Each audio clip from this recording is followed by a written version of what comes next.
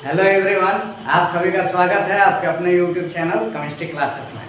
पिछले क्लास में हम लोगों ने बात किया था इक्विवेलेंट वेट आयन का कैसे निकालें। तो आज थोड़ा सा फिर देख लेते हैं, उसके बाद और आगे की चीज़ें हम लोग सीखेंगे। तो देखिए, एक मैं क्वेश्चन आपको देता हूँ आयन का ही। इक्विवेलेंट वेट आपको निकालना है CH3PO4 ट्वाइस। इसका आपको निकालना है इक्विवेलेंट वेट। तो आपको मैं सिखाया था पिछले क्लास में, एक बार आप Ca का निकाल लो, equivalent weight of Ca2 plus किसका निकाल लेना है, equivalent weight of PO4 minus के। ये दोनों का निकाल के क्या कर देना है, ऐड कर देना है। इसमें देखिए इक्विवेलेंट वेट Ca+2 का कैसे निकालोगे, मोलर मास किसका, Ca का कितना हो जाएगा बताओ। Ca का मोलर मास 20 डिवाइडेड बाई उस पर जो चार्ज है उससे क्या कर देना है, डिवाइड कर देना है। प्लस क्या करना है बताइए, इसमें PO4 का आपको मोलर मास निकालना है और डिवाइड किससे कर देना है, 3 से। तो PO4 का हो जाएगा 95 डिवाइडेड बाई 3। जब दोनों को ऐड करोगे तो ये आंसर आपका आ जाएगा ऑलमोस्ट 51.6। ये तो कब हम लोग निकालेंगे, पहले मेथड से। जब आयन के बेसिस पे जब निकालोगे इक्विवेलेंट वेट तब इतना आएगा 51.6। एक और आपको मैं मेथड बताया था कि डायरेक्टली भी आप निकाल सकते हो इक्विवेलेंट वेट किसका, CH3PO4 ट्वाइस का। क्लियर, कैसे निकालना है, टोटल मोलर मास निकाल लो किसका, CH3PO4 थ्राइस डिवाइडेड बाई क्या कर देना है बताइए। इसमें आपको कर देना है दोनों आयन जो है, जैसे कि इस पे कितना है +2 और इस पे कितना है -3, दोनों का आप क्या कर दीजिए, मल्टीप्लाई कर दीजिए। ठीक है, ये भी अभी हम लोग सीखेंगे। दोनों को मल्टीप्लाई करके हम लोग निकाल देंगे। अगर सेम रहता है, जैसे +2 था तो सिर्फ 2 से डिवाइड कर रहे थे, लेकिन इसमें सेम नहीं है, इसमें क्या है, अलग अलग है। क्लियर, एक 2 है और एक क्या है, 3 है। तो इसमें क्या करना है, आपको मल्टीप्लाई करना है। क्लियर, ठीक है। तो यहाँ पे भी आंसर आपका आ जाएगा 51.6। कितना आ जाएगा, 51.6। इसमें भी आएगा, आप एक बार चेक कर लीजिएगा, 51.6 ही आएगा। क्लियर। अब इसमें आपको मैं एक चीज़ बता देना चाहता हूँ। फॉर एग्जाम्पल, जैसे कि आपको एक मैं बेसिक चीज़ बता देता हूँ। अगर AB रहेगा, AB जिसको हम लोग बोलते हैं बाइनरी सॉल्ट, बाइनरी अगर सॉल्ट रहेगा तो आप क्या कर सकते हैं, बाइनरी सॉल्ट रहेगा तो इसमें 3 चीज़ें बन सकती हैं। एक तो A+ और दूसरा B-। क्लियर, या क्या बन सकता है बताओ, या बन सकता है +2 और -2। फिर क्या बन सकता है, +3 प्लस B-3, ये बन सकता है। अब ये बताइए, इस केस में अगर पहले वाले केस में आपसे पूछ लिया जाए, एक बार देख लेता हूँ, थोड़ा सा कट रहा है, नीचे का कट रहा है, आपको मैं फिर से बता देता हूँ। नीचे का कट रहा है, देखिए यहाँ पे लिख देते हैं। अगर AB बाइनरी सॉल्ट हो, बाइनरी सॉल्ट हो, इस केस में क्या होगा बताइए, 3 पॉसिबिलिटी है, A+ B-। ठीक है, एक और पॉसिबिलिटी है A+2 B-2। तीसरी पॉसिबिलिटी है देखो, A पे +3 प्लस B पे -3। अब ये तीनों केस में आपको बताना है नंबर n फैक्टर कितना होगा तीनों में। तो पहले वाले में n फैक्टर कितना होगा, 1। दूसरे वाले में n फैक्टर कितना होगा, 2। तीसरे वाले में n फैक्टर कितना होगा, 3। ये जो कि ऑलरेडी मैं बता चुका हूँ। ठीक है, हम लोग ये कौन सा देख रहे हैं, बाइनरी सॉल्ट का देख रहे हैं। अगर बाइनरी सॉल्ट नहीं होगा तब क्या होगा, जैसा कि फॉर एग्जाम्पल आपको एक मैं बता देता हूँ एग्जाम्पल के तौर पे। अगर AXBY हो, AXBY हो, ये रिएक्शन करके टूट गया, मान लीजिए XA प्लस Y में, XA प्लस Y में प्लस YB माइनस X में, ऐसा टूट गया। अरे कोई रिएक्शन है, ऐसे अगर टूट गया तब क्या होगा बताओ। तब तो सिंपली ऐसे हम लोग नहीं बना सकते। इसमें देख रहे हो ना, दोनों बराबर है, प्लस माइनस बराबर है, तो एन फैक्टर तो 1 और 2 हो गया। यहाँ पे जो एन फैक्टर हो जाता है, ध्यान दीजिए, यहाँ पे जो एन फैक्टर हो जाता है, एन फैक्टर ये चेंज हो जाता है। क्या हो जाता है बताओ? एन फैक्टर जो है x इंटू क्या हो जाता है, y हो जाता है। मतलब ये x और इसका जो नंबर ऑफ मोल है, सॉरी नंबर ऑफ कंपाउंड है, number of atom, for example C2H6 है, तो यहाँ पे x कितना है, 2 है, और H का एटम कितना है, 6 है, तो दोनों को क्या कर देंगे, मल्टीप्लाई कर देंगे। तो इसमें एन फैक्टर कितना आ जाएगा बताइए, 2 इंटू 6 12 आ जाएगा। समझ में आ रहा है? ये मैं चीज़ें समझाना चाह रहा हूँ। तो यहाँ पे कितना आ जाएगा, x इंटू वाई आ जाएगा। क्या बताओ, क्या x इंटू वाई आ जाएगा, एन फैक्टर आ जाएगा। क्लियर? तो जो यहाँ पे भी आप देख सकते हैं, मैं डायरेक्टली कितना यूज किया हूँ, यहाँ 6 यूज किया हूँ। क्यों? क्योंकि 3 इंटू क्या कर देंगे, 2 कर देंगे। अगर सेम रहेगा तो सेम ही हो जाएगा। जैसे कि यहाँ पे एग्जाम्पल था +1 -1 है, तो एन फैक्टर 1 होगा, यहाँ पे 2 हो जाएगा, यहाँ पे 3 हो जाएगा। होप सो आपको समझ में आ गया होगा। चलिए आगे देखते हैं। आयन जो है, आयन, इसमें आयन तो क्या होगा, टोटल आयन की बात की जाए तो x + y ही होगा आयन, लेकिन ये एन फैक्टर कितना हो जाएगा, x इंटू वाई हो जाएगा। दोनों अलग अलग चीज़ें हैं। होप तो आपको दिख रहा होगा, उम्मीद है मुझे। चलिए, लेकिन थोड़ा सा मतलब कैमरा जो है टेढ़ा हो जाता है मेरा, लिखता मैं सीधा ही हूँ, ठीक है ना, थोड़ा सा कैमरा जो है टेढ़ा हो जा रहा है, तो वीडियो थोड़ा टेढ़ी बन जा रही है। तो लिख रहा हूँ मैं सीधा ही, लेकिन थोड़ा टेढ़ा आपको हो सकता है दिख रहा हो, पूरा थोड़ा क्या बहुत टेढ़ा दिखने लग रहा है, जबकि मैं लिखा हूँ सीधा ही। एक बार मैं कैमरा सेट कर लेता हूँ।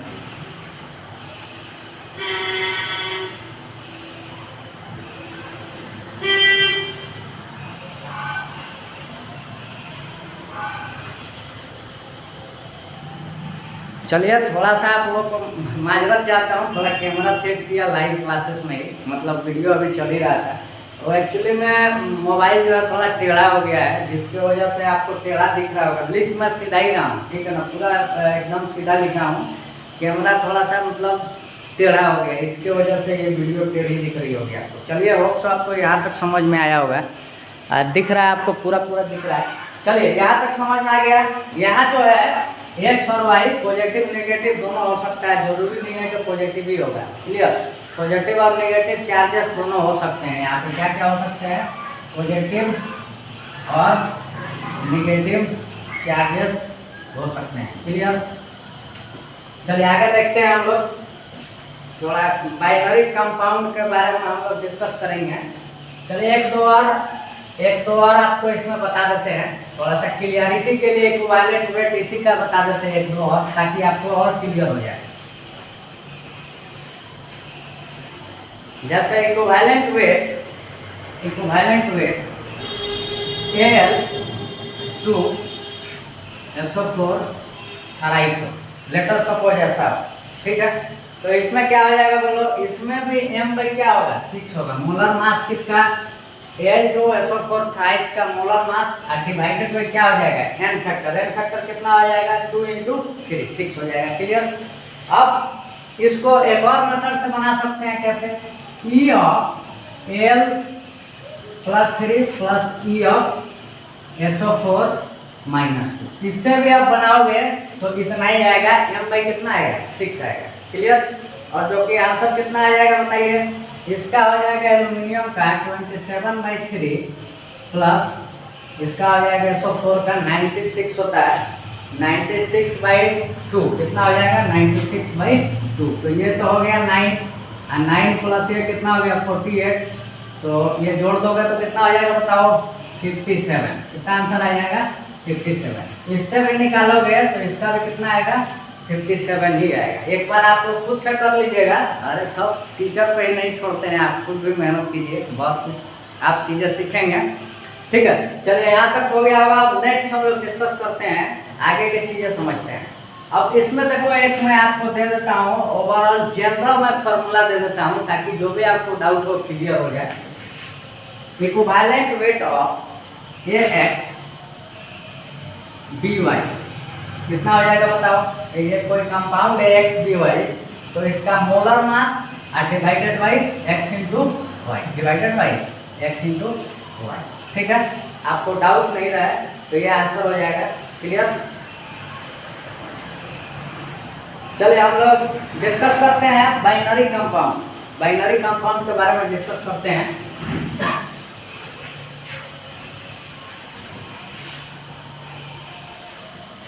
बाइनरी कंपाउंड के बारे में डिस्कस करते हैं। बाइनरी कंपाउंड के बारे में डिस्कस करते हैं। बहुत ही इंपॉर्टेंट इस पर क्वेश्चन आते हैं। Binary compound, binary compound. चलिए एक बार देख लेते हैं। बहुत समस्या है हमारे साथ, देखो दिख ही नहीं रहा है। यही समस्या यहाँ हमारे पास जुड़ी रहती है, वीडियो को ख़राब कर दे रहा है।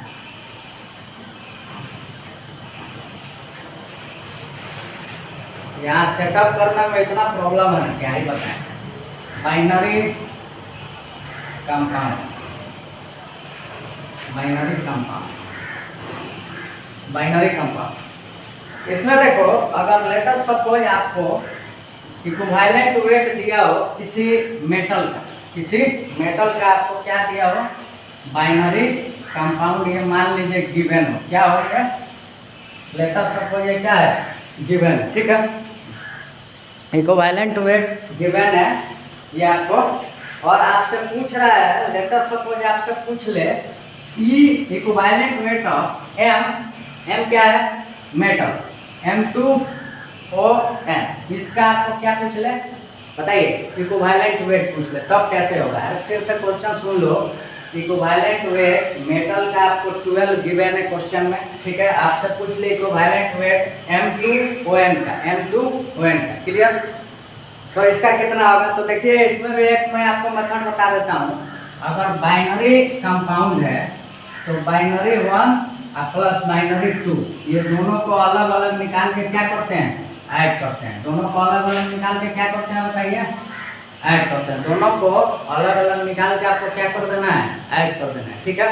अब देखो इसमें इसका एक बार निकाल दो, इसका मेटल का, तो मेटल का कितना गिवन है बताइए, ऑलरेडी क्वेश्चन में ही गिवन है, कितना गिवन है, 12। अब प्लस ओ का कितना होता है, ओ का तो आपको पता होगा, पहले ही दिन लिखवाए थे, पहले ही दिन जब इक्विवेलेंट वेट स्टार्ट किए थे तो आपको लिखाए थे कि ऑक्सीजन का इक्विवेलेंट वेट कितना होता है, 8 होता है, आपको याद रखना है। तो प्लस क्या करना है, एक बार इसको एक बार इसको, यहाँ देख लीजिए, दोनों को क्या कर देना है, अलग अलग जोड़ देना है, तो कितना हो जाएगा, 20 हो जाएगा, क्लियर। जैसे कि एक और एग्जाम्पल आपको बता रहे हैं, देख लीजिए, इक्विवेलेंट वेट MnCl, MClN लिख दीजिए, MClN, इसका इक्विवेलेंट वेट निकालना है। तो दोनों को क्या कर देना है, बाइनरी कंपाउंड है तो पहले का निकाल लो, फिर दूसरे का क्या कर दो, ऐड कर दो।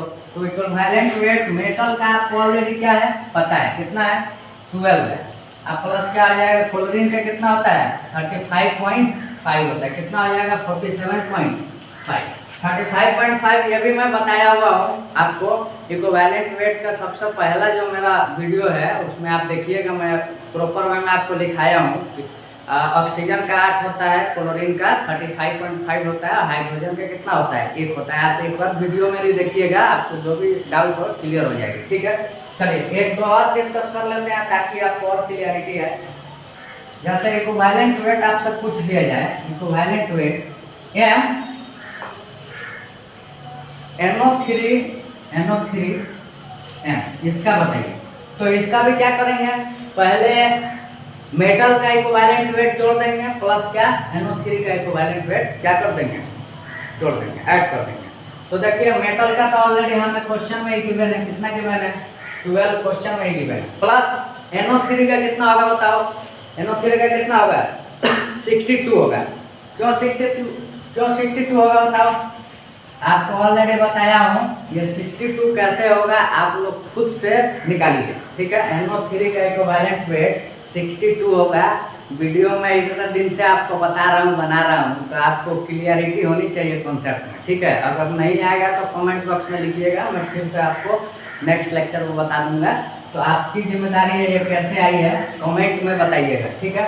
तो कितना हो जाएगा बताओ, 74 हो जाएगा, कितना हो जाएगा, 74। चलो एक दो और मैं बता देता हूँ, जैसे कि इक्विवेलेंट वेट 3 PO 4 M ऐसा दिया हुआ है। इसका आपको बताना है इक्विवेलेंट वेट। तो इसका इक्विवेलेंट वेट कितना आ जाएगा बताइए जल्दी जल्दी। इक्विवेलेंट वेट M का तो 12 क्वेश्चन में गिवन है, प्लस PO4 है, ठीक है। PO4 पे क्या होता है, -3 होता है। क्या होता है, -3। तो कितना हो जाएगा बताइए, 31.6। अभी कुछ देर पहले आपको बताए थे, कुछ देर पहले अभी बताए थे, तो कितना हो जाएगा आंसर बता दो, 43.6 आंसर हो जाएगा। क्लियर। देखो डाउट नहीं रहना चाहिए, मैं पूरा मेहनत अब आपको करने वाला नहीं हूँ, बहुत मेहनत करके आपको दे चुका हूँ। आप लोग खुद से मेहनत अब करिए, ये कैसे आया आप खुद से बताइए, ठीक है।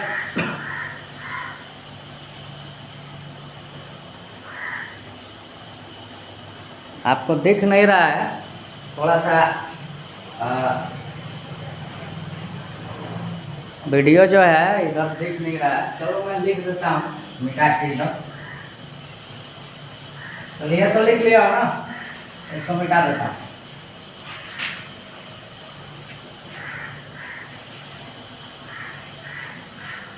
एक बताया था इक्विवेलेंट वेट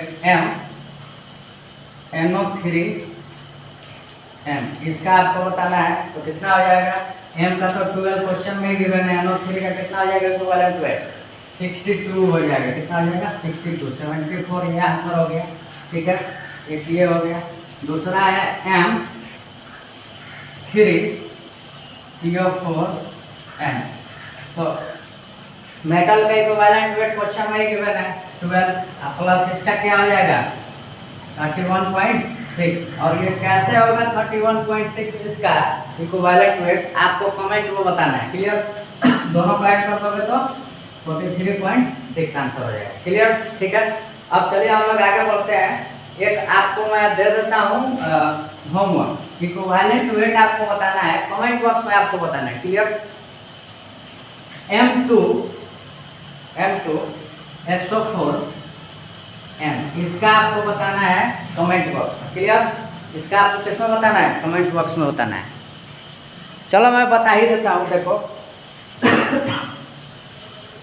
मेटल का कितना होगा, 12 होगा, इक्विवेलेंट वेट ऑलरेडी गिवन है, प्लस SO4 तो क्या होता है, -2 होता है। तो SO4 का मोलर मास कितना होता है, 96, और -2 होता है, तो 2 से डिवाइड कर दोगे तो कितना आ जाएगा, 48 आ जाएगा। दोनों को ऐड कर दोगे तो कितना आ जाएगा बताओ, 60। तो 60 किसका निकल गया इक्विवेलेंट वेट, M2SO4N का। डाउट में नहीं रहना है, पहले से बता देते हैं। कोई भी डाउट अगर इसमें इस टॉपिक पे आएगा तो आप बताइएगा, मैं आपको 2 बार 3 बार कोशिश करूंगा समझाने का नेक्स्ट वीडियो में, ठीक है। मुझे ऐसा लग रहा है कि हो सकता है आपको इसमें डाउट आ जाए, अगर नहीं आया तो बहुत अच्छी बात है। क्लियर। तो चलिए ये तो हो गया क्या, बाइनरी कंपाउंड के बारे में डिस्कशन हो गया। अब हम लोग तीसरा 3 डिस्कस कर चुके हैं। पहला एसिडिटी, दूसरा बेसिसिटी, तीसरा तीसरा हम लोग क्या पढ़े थे, आयन पढ़े थे, सॉरी आयन पढ़ लिए थे। अब हम लोग क्या पढ़ेंगे, चार्ज पढ़ेंगे। चार्ज ही पढ़ रहे हैं एक्चुअली में, सॉरी चार्ज ही पढ़ रहे हैं। चार्ज में अब हम पढ़ेंगे oxidation, oxidising agent and reducing agent अगर गिवन हो तो उसका कैसे हम लोग एन फैक्टर निकालेंगे, ठीक है। थोड़ा सा मैं बता दूंगा, फिर हम लोग कल डिस्कस करेंगे, क्योंकि अभी थोड़ा सा मतलब मेरी क्लास भी है, ऑफलाइन क्लास भी है, इसीलिए ज़्यादा मैं नहीं पढ़ा सकता हूँ।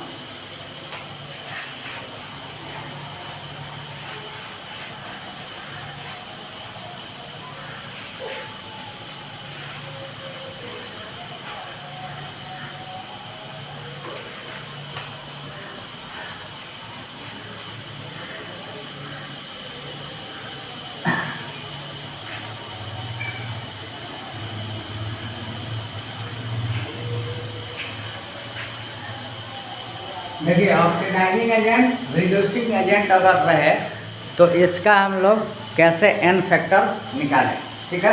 इसका हम लोग कैसे एन फैक्टर निकालें ये अभी हम देखेंगे। देखो यहाँ पे जो एन है, कैपिटल एन, ये भी आपको मैं बताया था, ठीक है। एन फैक्टर में मैं आपको ऐसे लिख के बताया था। एन फैक्टर में पहला ए लिखा था, बी लिखा था, फिर सी लिखा था, फिर एन लिखा था, फिर बी लिखा था। यही एन जो है यहाँ पे क्या है बताइए, एन जो है नंबर ऑफ इलेक्ट्रॉन लॉस्ट, या क्या है बताओ, नंबर ऑफ इलेक्ट्रॉन लॉस्ट या गेन लिख सकते हो, या ट्रांसफर, या क्या कह सकते हो, ट्रांसफर किया गया एक जगह से दूसरे जगह, ट्रांसफर किया गया, ट्रांसफर, ठीक है। और इसको हम लोग और क्या बोल सकते हैं, ऑक्सीडाइजिंग एजेंट, या क्या बोल सकते हैं, रिड्यूसिंग एजेंट, ठीक है। ये जो एन लिखा था मैं सबसे पहले जब एन फैक्टर हम लोग स्टार्ट किए थे तो उसमें आपको मैं बताया था acidity, basicity, A B C और एन एंड देन भी बताया था, ठीक है। तो ये जो एन है number of electron lost, gain या ट्रांसफर, जिसको हम लोग ऑक्सीडाइजिंग एजेंट या रिड्यूसिंग एजेंट कहते हैं। ये टॉपिक हम लोग अभी समझने वाले हैं। तो देखो इसमें जो ई होता है, ई मतलब क्या, ई मतलब इक्विवेलेंट वेट ऑक्सीडाइजिंग या रिड्यूसिंग एजेंट होगा। तो इसमें भी सेम फार्मूला आता है, एम ऑक्सीडाइजिंग या रिड्यूसिंग एजेंट डिवाइडेड, एम क्या है यहाँ पे, मोलर मास किसका, ऑक्सीडाइजिंग हो या रिड्यूसिंग हो, या ऑब्लिक का मतलब ये है, डिवाइड नहीं पढ़ना है और है, क्लियर। डिवाइडेड बाई क्या होगा, divided by change in ON, ON मतलब ऑक्सीडेशन नंबर, यहाँ पे लिख देता हूँ मैं, ON का मतलब क्या है, ऑक्सीडेशन नंबर, ठीक है। कंफ्यूज नहीं होना है, मैं बहुत अच्छे से सब कुछ आपको लिखवाने की कोशिश करता हूँ और समझाने की कोशिश करता हूँ। M divided by change in ON मतलब ऑक्सीडेशन नंबर, या क्या कह सकते हो, और नंबर ऑफ इलेक्ट्रॉन, और क्या बोल सकते हो उसमें, नंबर ऑफ इलेक्ट्रॉन, ठीक है। ये एक फार्मूला हो गया, ये एक फार्मूला हो गया, क्लियर, ये एक फार्मूला हो गया।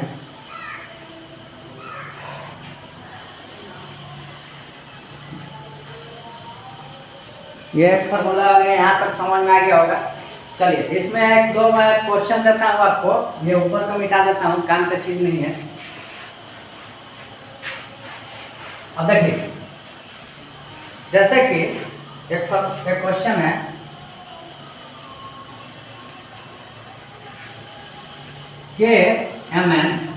KMnO4, ये जब रिएक्ट होता है इसको हीट करते हैं तो MnO में चेंज हो जाता है। लेट अस सपोज जब ये जो है KMnO4 चेंज हो गया, मान लीजिए MnO में, ठीक है, चेंज हो गया, तो यहाँ पे K पे कितना ऑक्सीडाइजिंग एजेंट होगा, 7 होगा। कैसे होगा, क्योंकि देखो Mn पे होता है +1 और इस पे कितना हो जाएगा, -8, तो ओवरऑल इस पे कितना हो जाएगा, +7 हो जाएगा। ऑक्सीडेशन नंबर आपको निकालने आना चाहिए, पहले बता देते हैं, ऑक्सीडेशन नंबर आपको निकालने आना चाहिए। यहाँ पे +1 होता है मैग्नीज पे, और इस पे कितना हो जाएगा, ऑक्सीजन को -2, ऑक्सीजन कितना है, 4 है, तो -8 हो जाएगा। ओवरऑल इस पे कितना हो गया, +7 हो गया, कितना हो गया, +7। और इस पे कितना होता है बताइए, +2 होता है। क्यों +2 होगा, इस पे +2 क्यों होगा, क्योंकि इस पे -2 तो इस पे +2, क्लियर। चलो तो इस पे कितना हो गया, मैग्नीज पे +2, कितना हो गया, +2 हो गया। अब बताओ चेंज कितना हो रहा है, ऑक्सीडेशन नंबर में चेंज कितना हो रहा है, 7 है पहले, बाद में कितना हो गया, +2 हो गया, तो कितना चेंज हुआ, 2 का चेंज हुआ, कितना चेंज हुआ, 2 का। इक्विवेलेंट वेट KMnO4 का पूछ लिया जाए आपसे तो कितना हो जाएगा बताइए, मोलर मास किसका, KMnO4 का, डिवाइडेड बाई चेंज कितना हुआ, पहले +7 था, बाद में 2 हो गया, तो कितना का चेंज आया, 7 - 2 5 हो जाएगा, 7 - 2 कितना हो जाएगा, 5 हो जाएगा, क्लियर। तो ये आपका निकल गया इक्विवेलेंट वेट किसका, KMnO4 का। तो ये था नंबर ऑफ इलेक्ट्रॉन या नंबर ऑफ इलेक्ट्रॉन, या क्या हो जाएगा, ऑक्सीडाइजिंग एजेंट और रिड्यूसिंग एजेंट अगर गिवन हो तो इससे भी हम लोग क्या निकाल सकते हैं, इक्विवेलेंट वेट निकाल सकते हैं। देखो अभी तक अगर नहीं समझ में आ रहा है तो आप लोग घर बनाए रखिएगा, हम लोग जब न्यूमेरिकल्स करेंगे, मैं बहुत सारा न्यूमेरिकल कराने वाला हूँ इस टॉपिक पे, बहुत ज़्यादा, और उसका टेंशन नहीं लेना है। 2-3 क्लास ले लूँगा न्यूमेरिकल्स में, हम लोग जो भी डाउट होगा आपको मैं क्लियर करने वाला हूँ, उसके लिए आपको टेंशन नहीं लेना। तो अभी देखो हम लोग वैलेंसी समझेंगे, एन हो गया, अब भी पढ़ेंगे।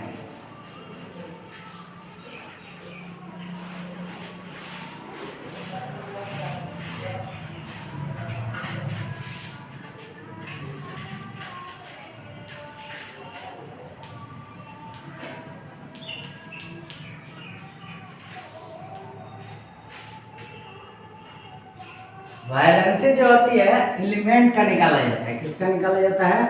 एलिमेंट का। ये जो कि मैं पहले भी बता चुका हूँ आपको, एटॉमिक मास, इसमें क्या लेते हैं? एटॉमिक मास लेते हैं किसका? एलिमेंट का, डिवाइडेड बाई उसके वैलेंसी से क्या कर देते हैं? डिवाइड कर देते हैं।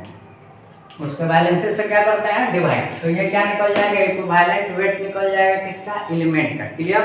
ये बहुत पहले जब मैं फर्स्ट वीडियो बनाया था इक्विवेलेंट वेट पे, इसी में मैं बता दिया था कि अगर इक्विवेलेंट वेट एलिमेंट का निकालना है तो उसका एटॉमिक मास डिवाइडेड बाई उसकी वैलेंसी। क्लियर?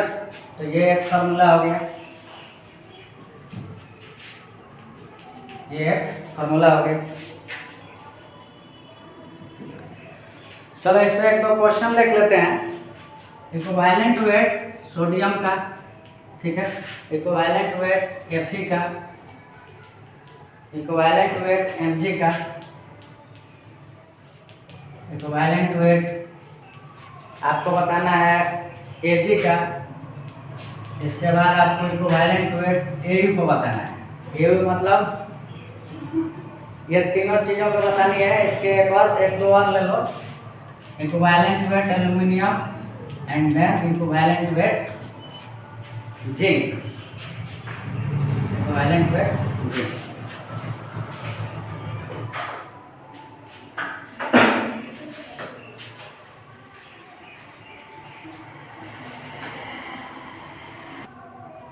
अब इसमें देखो इक्विवेलेंट वेट जो है सोडियम का कितना आ जाएगा? 33, और इसकी वैलेंसी कितनी होती है? 1, सॉरी 23 होता है। 23 डिवाइडेड बाई 1। इसके बाद देखो जो Fe है उसकी दो वैलेंसी होती है, एक होती है 2 और एक होती है 3। तो 56 डिवाइडेड में क्या हो जाएगा? 2, और इसमें क्या हो जाएगा? 3। क्लियर? और मैग्नीशियम का कितना होता है? 24, और वैलेंसी कितनी होती है? 2। तो 24 डिवाइडेड बाई 2। Ag सिल्वर का कितना होता है? एटॉमिक मास 108 होता है, और वैलेंसी कितनी होती है? 1 होती है। इसी हिसाब से Au जो है उसका होता है मास 67.5, और वैलेंसी कितनी होती है? 2 होती है। वैलेंसी कितनी होती है? 2। एल्यूमिनियम जो है 27, और वैलेंसी 3 होती है। इसी हिसाब से जिंक जो है उसका मास होता है 65.4, 65.4 डिवाइडेड बाई उसकी वैलेंसी 2 होती है। उसकी वैलेंसी कितनी होती है? 2।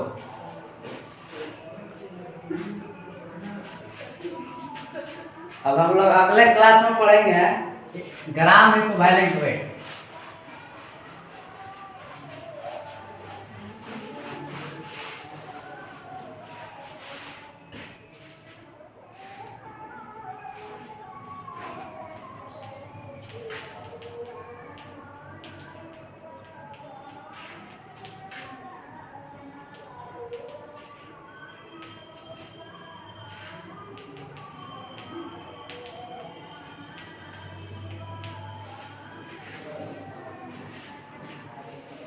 देखो नेक्स्ट क्लास में हम लोग पढ़ने वाले हैं ग्राम इक्विवेलेंट वेट, या सिंपली हम लोग इक्विवेलेंट बोलते हैं।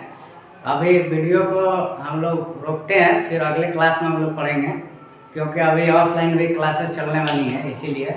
नहीं तो इस टॉपिक को आपको पूरा पढ़ाते हैं। थोड़ा सा आज लेट वीडियो बनाना स्टार्ट किए थे, उसके लिए हम माजरत चाहते हैं। तो चलिए आज के लिए इतना ही रहने देते हैं, तब तक के लिए बाय। फिर अगले वीडियो में मैं डिस्कस करने वाला हूँ ग्राम इक्विवेलेंट वेट, जो कि बहुत ही इंपॉर्टेंट है नीट पॉइंट ऑफ व्यू से। ठीक है, जय हिंद। फिर मिलते हैं अगले वीडियो में, तब तक के लिए आप लोग अपना ख्याल रखिए।